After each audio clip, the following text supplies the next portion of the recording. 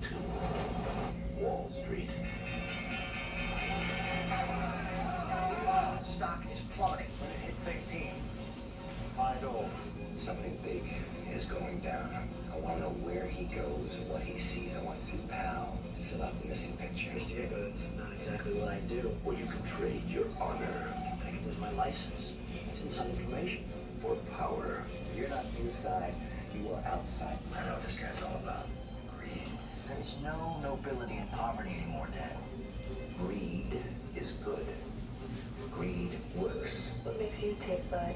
The fear of being poor, that's all gonna change. So catch the express. All right, Mr. Gecko, you got me. Trade your peace of mind. What's in it for one? More money than you ever dreamed of. Just the beginning, pal. If any trouble does arise, you are on your own. The trail does stop with you. For a piece of the action. The richest 1% of this country owns half our country's wealth, $5 trillion. All it takes is a little inside information. I don't care where or how you get it. I think you owe me. And you can trade everything you believe in. He's using you, kid. Too blind to see it. For everything you've ever wanted. I got a strange call from the SEC. They asked to see my records. This is heavy, Bud. I don't know where you get your information, son, but I don't like it. Michael Douglas. Why do you need to wreck this company? Because it's wreckable, right? Charlie Sheen. When does it all end, huh? How many yachts can you water ski behind? How much is enough? Daryl Hannah. You may find out one day that when you've had money and lost it, it's much worse than never having had it at all. Martin Sheen. What I see is a jealous old machinist who can't stand the fact that his son's become more successful than he has. You see, it's a guy who never measured a man's success by the size of his wallet. An Oliver Stone film. Wall Street. Well, Wall Street it is. So DVD Roulette played a fun little game and landed on the drama. So what a better drama to do than the movie Wall Street, starring Charlie Sheen and Michael Douglas. Yes, Martin Sheen is also in this as well, but Charlie is the main star. Him and Michael Douglas. And since we're doing Wall Street, I got Wall Street Man. Yes, that's the guy that was in the jukebox at Shiny Time Station. But since he's got on a snappy suit, today he's Wall Street Man. And then we got the American Greed right there on the other side. We got... It is a nice little Donald Trump there. Since this movie is pretty much about greed, why not put the orange man in the Wall Street movie picture? So I will review Wall Street right after this. Sometime soon, this man could walk into your life and make you a millionaire. This man is Herb. Now that Herb loves the Whopper, he's visiting a Burger King in every state. Study the Herb poster, because the first person to spot Herb in each restaurant wins $5,000, and everybody there gets a chance at $1 million and a free Whopper and Pepsi. Spot Herb at Burger King and win $5,000 and a chance at $1 million. Action. Well, my wonderful camera wife bride-to-be is ill today, so that's why there's a teacup, and Wall Street Man did fall on the phone. So we almost had malfunction number 2 today, since my DVD player decided to take a poo. So we had to get a new one. It just completely went black, actually right after the trailer. At least it waited to the trailer to die. And as you can see, we have our nice little money men there on the table, which I explained during the trailer. So, yes, this commercial was, I guess, Find Herb. Well, okay, besides that, if anybody does remember the Find Herb thing, was that real, or was that just a commercial thing? Because I actually stumbled on it during one of my old Super Bowls and decided to do the Herb commercial because this fits the timeline of the movie. So yes, this is the movie Wall Street, and this came out in 1987. So I believe that the number one movie in 1987, which we did, was Three Men and a Baby. I had to get the name correct there. So yes, like I said, very weird one to be the number one movie that year, considering I believe Platoon came out that year, and then there was also, I believe, Beverly Hills Cop or Cop 2 came out in 1987 as well. And I don't know where this movie fell, but I think it was actually on the lower end of the list. So this was directed by Oliver Stone. I will start with Oliver Stone first. His dad was actually a stockbroker, so this is where he got this idea for this movie. And he actually has worked with a couple of the actors in this that he is bringing back. So Oliver Stone did Platoon. He also did Wall Street and also Any Given Sunday and World Trade Center as well. So Oliver Stone does have a quick cameo appearance in this movie as a stock trader, and this does star Charlie Sheen. Oh. Does Charles really need an intro? Well, okay, fine. I guess he does need an introduction. He might even not even remember who he is anymore, since he's not in exactly great shape. So Charlie Sheen was in Major League. He was in Ferris Bueller's Day Off. 8 Men Out, Major League 2, 2.5 Men, Spin City, Hot Shots Part 2. Did I mention Platoon? Nope. Okay, well, he was also in Platoon. Still no. And I will just leave it at that. I'm sure the list goes on and on and on. And then he has... Chip is showing off his tie for the Wall Street movie. So that is pretty much it for Charlie Sheen. And to answer anybody's question, I don't believe Charlie Sheen likes men. So that he could like both. I don't know. Well, I think we actually had this discussion during 8 Men Out or Major League. So moving on. So next is the very interesting actor Michael Douglas, who plays Gordon Gekko. Oh. I'm sick. You gotta be a little more specific here, dude. Michael Douglas? Do I know who that is? You might. There's a list of movies he's in, and what a great name. Gordon Gekko, I guess, sleazy lizard name for this kind of role. So Michael Douglas, this is, I guess, what he said in the documentary to this is his first adult role. The dialogue in this is a lot. It is a lot to remember. But anyway, so Michael Douglas was in Jewel of the Nile, Romancing the Stone, as I just reversed the movies.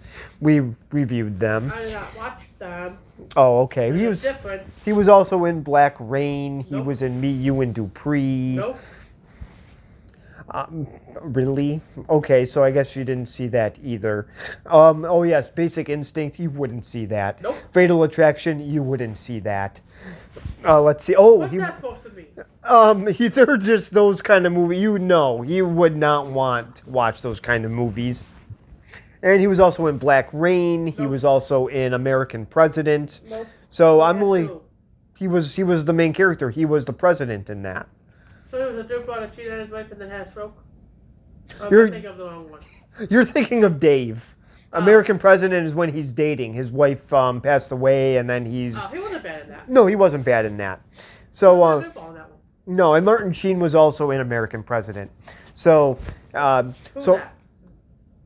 I was going to mention him next. Okay, well, get to it. So now that we are, oh yes, and Michael Douglas was also in Ghost in the Darkness, and that's where I'm going to leave off because the list is very, very, very long for him as well. And Martin Sheen is actually next, and yes, to answer anybody's questions, which they should already know, Martin Sheen is Charlie Sheen's father, and yes, I did not know that. and yes, he did call the cops on him, believe it or not. So, Actually, what? I'm sure that's believable. So he was in a couple movies with Charlie Sheen. We know Martin Sheen from Apocalypse Now. He was in The American President with Michael Douglas, like I said. He was also in the show The West Wing. Nope. He was also in Dead Presidents. He was actually the judge at the end. Now I know the problem with this DVD player. It keeps going black. And now I've just kind of lost my spot. Oh yes, he was also in the movie Spawn. So I will just leave it at that because, like I said, this You're is. going to name things I never heard of. I don't think you would have seen Martin Sheen in anything, to be honest with you. Probably not. So that is all I have for Martin Sheen now, and then we also have John C. McGinley as Marvin. We've seen him in also Platoon, Office Space, Any Given Sunday. So he was in... And No. so he is actually... Charlie Sheen plays Bud Fox. He is his friend in this, and they are both stockbrokers. So he is... So like I said, he's one of his friends in this. Then we have Daryl Hannah, who is... A girl? A girl, but she Would not have is... thought that by the name. who is sort of having a side thing with Gordon Gekko and also does have a relationship with Bud Fox later on. And we know her from Splash, Grumpier Old Men, one of the Kill Bill movies, maybe Volume 1 and 2. Never heard of it. They're nothing special. And she was also in My Favorite Martian. Nope.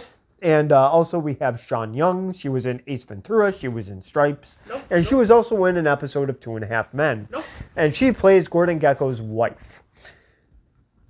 Uh-oh, I already see a moral problem here. So now there's some moral questions, and believe me, there's going to be a lot more that come up than just that. So I'm only going to mention, those are the only actors I'm going to mention for now. We're going to see some co-stars that do come up. Hale Holbrook is one of them, who we just saw in Fletch Lives. And you're also going to see James Spader pops up only twice in this movie. So this is about, of course, Wall Street with stockbrokers. Bud Fox is, they called him an impatient... and I understand his situation. In some ways, he is a salesman. He is selling stocks to people, and then if they do want to go with him, then they want to trade. He makes money. So he wants to do this, and he wants to get Gordon Gekko because to have Gordon Gekko as a client would be a big deal. Gordon Gekko has lots and lots and lots of money. Gordon Gekko is dirtball. Oh, well, she's gonna say that a lot. So let's just say that once he eventually he does get Gordon Gekko as a client, but he wants more than just that. He becomes a spy for him. He gives him inside information, and he gets a huge cut of that profit. So you can tell the foreshadowing in this movie. You are going to see that it does that eventually it is going to come and kind of bite him in the you-know-what. He does end up giving him inside information about his father's company, and I'm going to leave it at that. I'm just going to show as many clips as I can. It's 20th Century Fox, so do not yell at me if they are short, because there is a reason for it. So I will show the first clip in just a second. Top priority today. Okay, let's go. We're off and running. They just get a little bit more when they're in.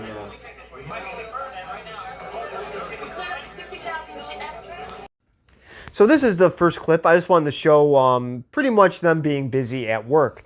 They are, I believe they are buying and selling. And for those younger viewers watching this, yes, this is what they use. They use phones with cords and computers that just had pretty much a green screen. So we do get that 80s technology. We even get to see Gordon Gekko with his big brick cell phone eventually. So this is what stockbrokers do. People say, oh, that sounds boring.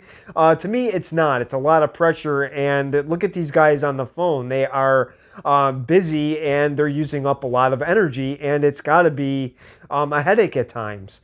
So, and being in sales, I do have an idea of how this stuff does work a little bit. And I understand Bud Fox. He wants money now. He doesn't want to wait because he doesn't want to starve.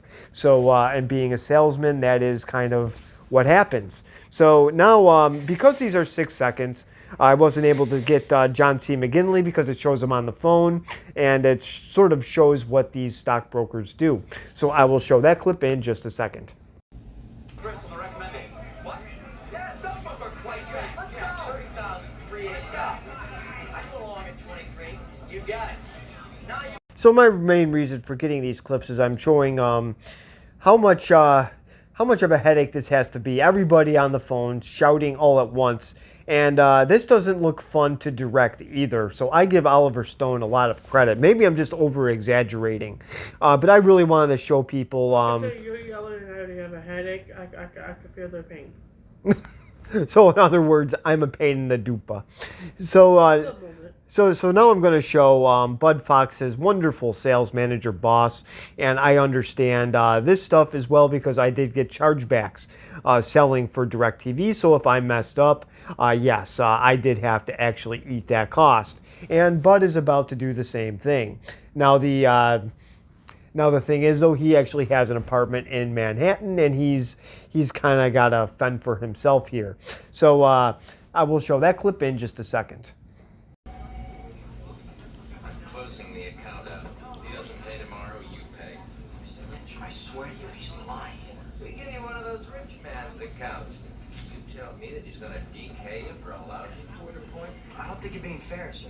You assigned me to this guy. You know he's got a history of this kind of bullshit. Somebody's So I believe the actor's name here is Terrence Stamp, and he was also in The Poltergeist and also Any Given Sunday, and he is the wonderful sales manager here. He is, in my opinion, he's a bigger antagonist in some ways more than Gordon Gekko.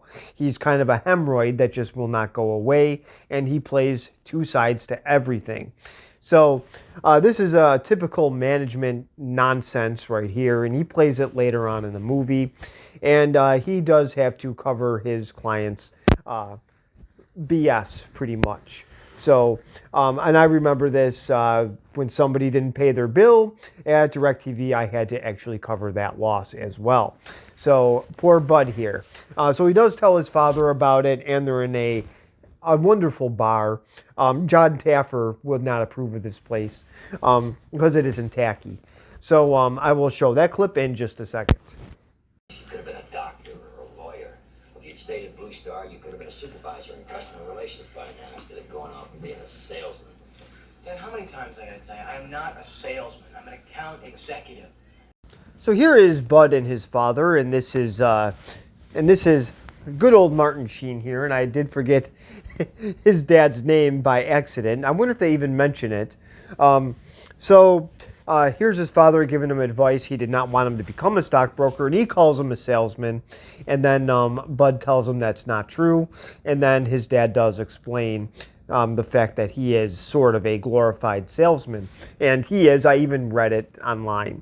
So now there is a little goof that I just found out on IMDb that it says at the beginning of the movie, Bud Fox and Marvin say Gordon Gekko was shorting NASA stock right after the Challenger exploded. And yes, this does take place in 1985. The Challenger did not blow up yet. that blew up in January of 1986. So Oliver Stone had a little bit of a whoops there. Now this movie, of course, like I said, came out in 1987. So I guess that is a little mistake that good old Oliver made, but whatever. So he's still talking to his dad, and he does get his inside information, and his eyes do light up when he hears the news of what his dad's going to tell him. So I will show that clip in just a second. Damn greedy manufacturers out in Cincinnati. Well, that's great, damn right. This gets us out from under suspension. We can go for those new routes to Pittsburgh and Boston now. We're gonna compete with the big guys. Well, the Blue Star, as your broker, all I can advise is you hold on to that stock. What stock? You kidding? So there's the inside information with Blue Star, and he immediately does light up. I know I couldn't show it, but I'm sorry about that. Yell at 20th Century Fox. So now before the scene, I forgot to mention that he does complain to his dad that he's not making enough money. It goes to taxes, parking his car payment. So all that stuff does add up, I guess, in Manhattan. And his dad says that you can come back and live with him free rent in Queens. And Bud quickly does deny that. People today would jump on that incredibly fast. So, and I would not. I would not really want to live at home because you become an inconvenience. I do understand Bud's thinking here, but to live in Manhattan, yeah, very, very pricey. So now I will show his little meeting here with Gordon Gekko. So I'm trying to pick out the most important parts. So this one here, just him going up in front of a guy like this does take a little bit of guts. But I guess he is kind of desperate and impatient, so I guess I will give him a lot of credit for this. These days, you just write an email. So I will show that clip in just a second. % discount from booking. Great cash flow. A couple of 5% holders. It's a dog. Very strong management. It's the dog, pal. What else you So this is Bud in front of Gordon Gekko, and like I said, this is the way that things used to be done, face-to-face interaction instead of emailing or a stupid Zoom call or over the phone. He goes right front and center, and obviously he is nervous, but he gives him Cuban cigars. That kind of breaks the ice a little bit. And then he tells him one of the things that he's working on, and Gordon's somewhat interested, but he says that he pretty much turns down 100 deals a day. So now we're going to see how quick Gordon's mood could actually change. He's nice and calm now, but he took his blood pressure. It's normal, but now I think it's going to go up. So now I will show that clip in just a second. $60 million a quarter. This is giving lectures on how to lose money. Jesus Christ, if this guy owned a funeral parlor, no one would die. This turkey is totally brain dead. Christmas is over. Business is business. You keep on buying. Dilute the son of a bitch. So this is Gordon. So his calmness at the beginning has now just changed to anger. And I actually love this about Oliver Stone. He wants to show how nasty he can be right off the bat. I do like the little mystery that he has at the beginning of this. It shows his office. It hears him talking, but you don't actually see him until about maybe 15 minutes in. So now we actually do get to see the nastiness of Gordon Gekko. And so now Bud is... What Gordon did was he shredded what Bud gave him, and now Bud is pretty much going to spill the inside information, and this is what gets Gordon going. He wants a sure thing. If he loses $1, he gets mad. So I will show that clip in just a second. Blue Star Airlines. Isabel somewhere, so what? Sycamore. 80 medium-body jets. 300 pilots. One is Florida. Canada, Northeast, Caribbean, great slots in major cities. Oh, I just know. The decision should clear the way for new planes and route contracts.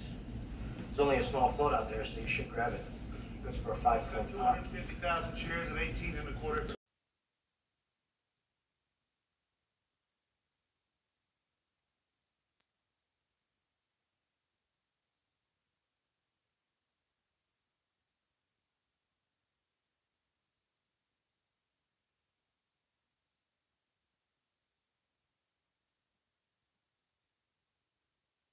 Pensions. We got close to 500,000 shares in the bag. Huh? The Terminator. Blow him away, Ollie. I'm pretty sure we got the Beezer brothers coming in with us. I'm working on the Silverberg for us. Rip their fuck. So here's the foreshadowing here. They call this guy the Terminator. And yes, this guy does terminate a lot of things. Donuts, toilets, chairs. Yes, this is a big boy, and it's a good thing Gordon Gekko is a big office because Ali is a big man. And if you notice, he calls him the Terminator. So right there, understand he is diluting companies. He's ending people's jobs. Gordon Gekko is well, yes, and he's also a villain. And this is... The word snake. Yes, well, this is what villains actually do. I know it's not a Batman villain, but this is a realistic villain. This is what they do. They destroy jobs. They destroy families.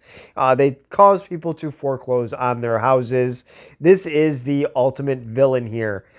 This is not some made-up nonsense one. This is what I call a white-collar, realistic, nicely done by Oliver Stone, a nicely written villain. It's his own villain too, I would like to say. This wasn't copied. So this is a very, very cool scene here. I know it's simple and it may not be showing a whole lot, but it gives you an idea of what Gordon Gekko is and what Bud Fox is going to be possibly joining soon, because he gets the phone call, and I will show that in just a second. I want you to buy 20,000 shares of Blue Star at 15 1/8, 3/8 stock. And don't screw it up, sport. Think you can handle that? Yes, sir. Thank you, sir. You won't regret this. Sean? Well, so now Gordon is officially one of his clients, and he is a big one. So, but now it gets a little bit deeper. He does play racquetball with them. He is starting to be around them a lot more. And $800,000 is pretty much a day's pay for Gordon, is what he's telling him. And now he is giving him he's pretty much going to say that he's going to take him under his wing. But in order to do that, he pretty much says he's going to be a mole. So I will show you what that means in just a second. I just became an American citizen. Something big is going down, okay? I want to know where he goes, what he sees. I want you now to fill out the missing picture. Mr. Gecko, it's not exactly what I do. So here he is in the car, and he's telling him that that a guy just became a U.S. citizen and something is going down, and it's something big, and he wants Bud to kind of follow him around, find out where he's going, and probably find out what he is up to or what stock he wants to buy into. So I will show that clip of what Bud's decision is in just a second. All right, Mr. Gecko. You got me.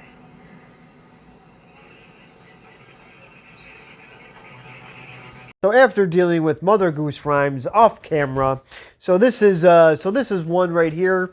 Back to realism. Bud is now going to be in with Gordon Gekko, and he's going to spy on this wonderful man who's going to be possibly buying a steel company.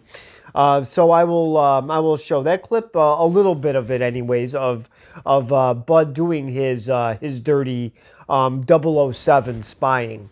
So I will show that in just a second.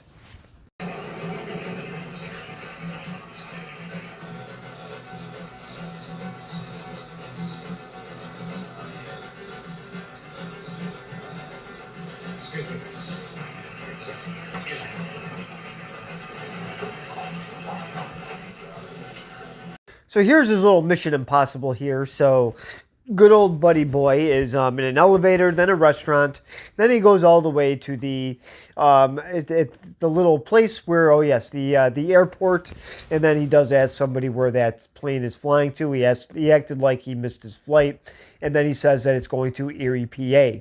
So it turns out that yes, he's going to buy Endicott Steel, and that's what he tells Gordon Gekko. So I will show you what Gordon Gekko does in just a second. Just 50. Give that a little taste to your friends.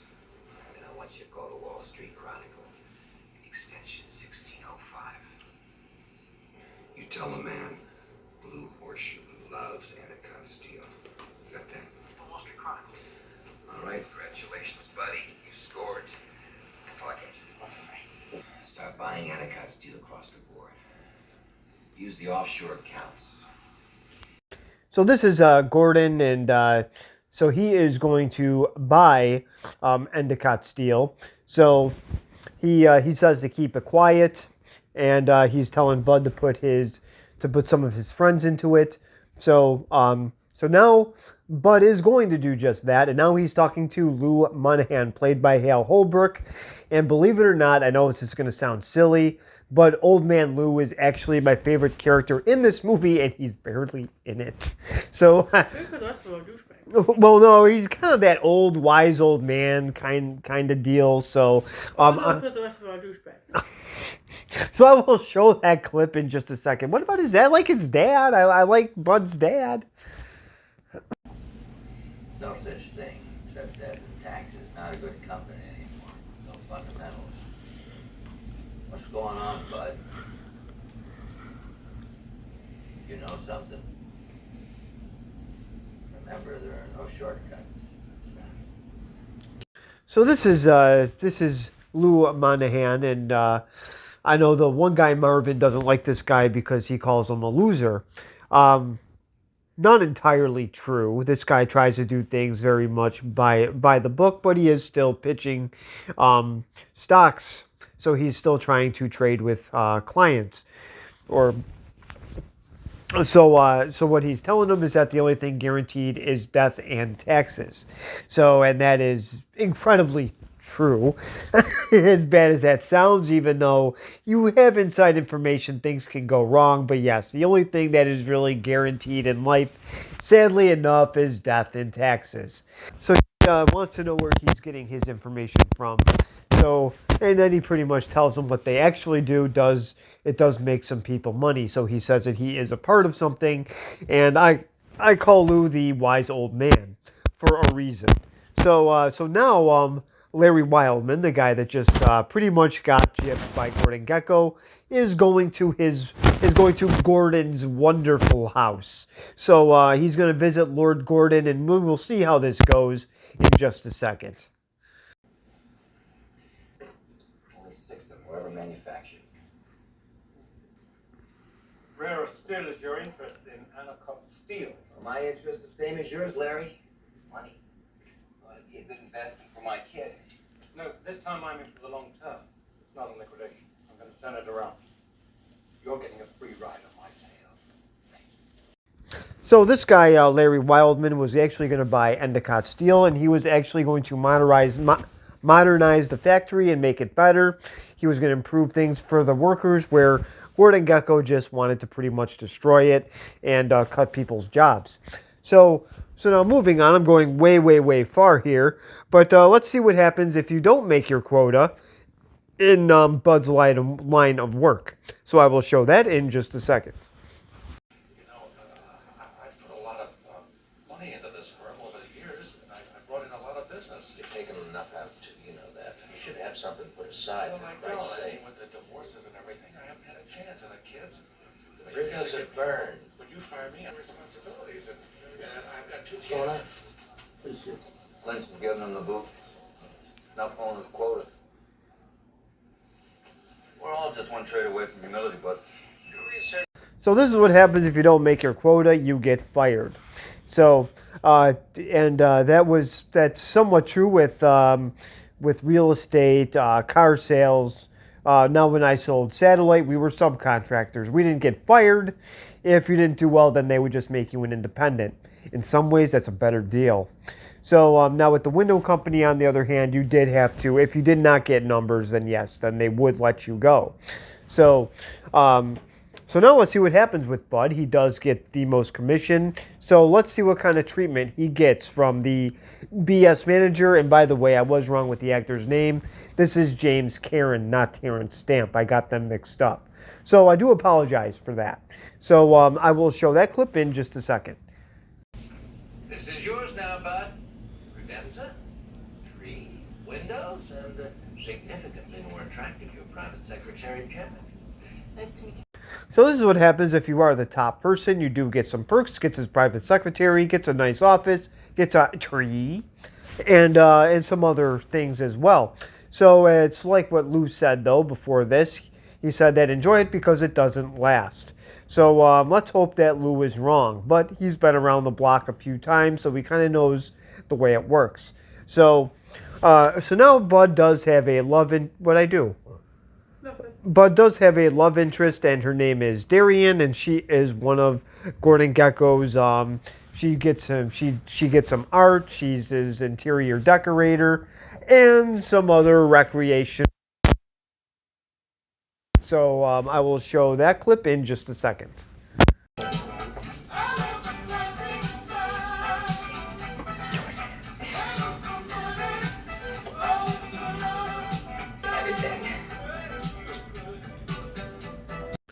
Well, this is him and Darian here, so he has a little bit of a love interest, but he also thinks that Darian is just with him.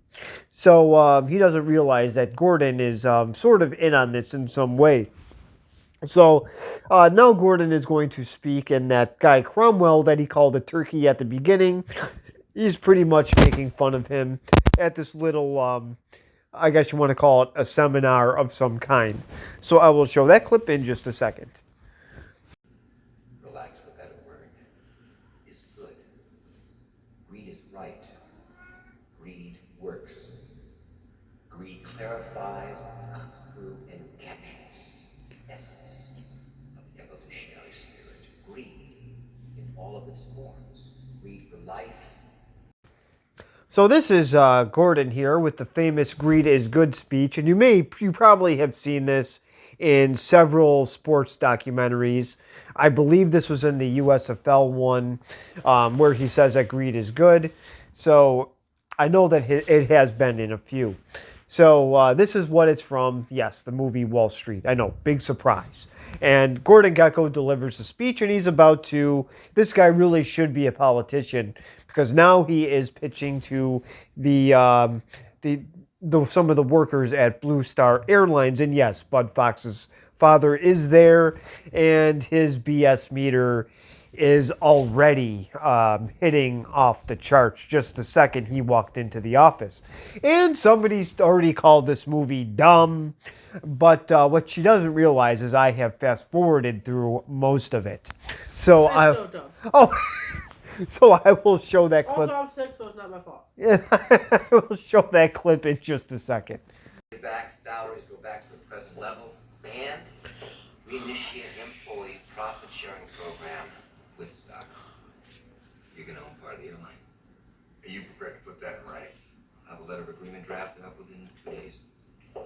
What's your marketing strategy? How do you intend to return us to profitability? Why don't I give Buddy an opportunity to answer that? Well, if I was a union worker, I would actually like to hear all this stuff about profit sharing and all that other nonsense that he said. But like I said, Bud's father, his BS meter was pretty much up at the beginning, and he's really not even listening to what he is saying. So now I will show the final clip. Bud is about to get some interesting news here. Rude awakening? A rude awakening, and let's just say that he's got a gecko in his house. So I am going to show that clip in just a second. Is the bank financing in place? Or are we going to sit around and have more and more of these ridiculous meetings? Our firm committed weeks ago 20 people guarantee the liquidation of Blue Star. Guarantee? No sweat. We got the Beesburg brothers lined up to build condos where the hangars are and lay the airplanes off to the Mexicans. They're dumb. So Bud's friend there just gives him some inside information to go to a meeting with at Blue Star, since he is the vice president. So Bud is in on this little meeting here, and it turns out that that Blue Star is going to be pretty much demolished. The workers are probably going to be laid off. And then I think it said that something about the airline itself being sold off to Mexico. I may have heard that. The planes, yes. So so obviously those mechanics are going to be out of work. So it is pretty much going to be diluted. So this is the whole foreshadowing that I was trying to get to, that Gordon is going to destroy the company one way or another. And Bud pretty much just gypped his father. And also his friends that he promised wonderful things to. So Bud is in a really tough spot. And this is the last clip I'm showing. So all the little twists that are about to happen, you know what that means. You're going to have to watch this for yourself, because I am not going to give the ending to this movie. So in my book, this is a must-see. This is better than The Wolf on Wall Street. This is better than Wall Street, The Money Never Sleeps, which is the sequel to this. So this, in my opinion, definitely gets an A-, which I'm going to get something thrown at me later, because I know this movie has a lot of bad and crooked people in it. But welcome to Wall Street. This is not a fairy tale. There's no capes and lasers and tights. But this was very entertaining. The script was fantastic. The cast was brought together wonderfully, and Oliver Stone did a great job with this. So even though I understand this movie has a lot of crooks in it, it is very, very entertaining, and I left a lot of stuff out. I left out a lot of the good stuff. So unfortunately, you're going to have to go on Prime and rent or buy it for $5. But you know what I'm going to say. Just go on eBay and buy it. It will be worth it. Trust me. You'll have to watch this probably at least 2 or 3 times to really understand it. There's a lot of buying and trade. There's a lot of buying and selling, and also trading as well. It's very, very fast paced, and some of the language is hard to understand. But yes, this is why I'm giving it an A-, an A-, and I highly recommend it. So comment below, subscribe if you want, and thank you very much for watching.